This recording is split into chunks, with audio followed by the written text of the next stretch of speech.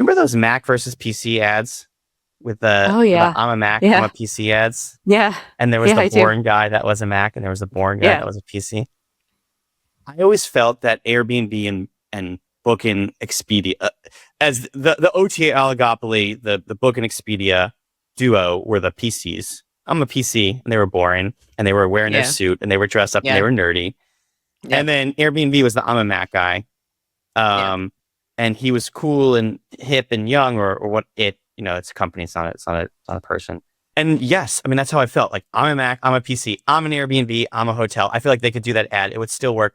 The only issue is that PCs have 95% market share, and Macs are super cool and they're super fun, and there's a community of people that love them. And for 95% of the world, they use a PC. And this was always going to be Mac's challenge.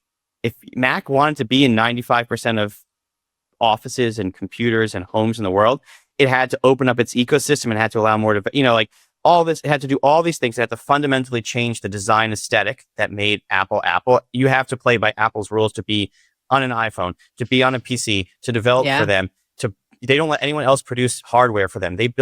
You play within their own walled garden.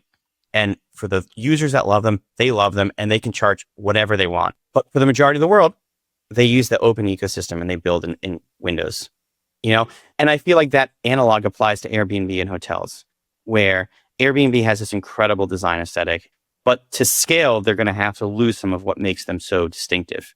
And that's the Yeah. challenge for Airbnb is, do we choose scale or do we choose distinctive? And I think that they've been trying for years to square that circle. And I'm just not sure it's possible to square that circle.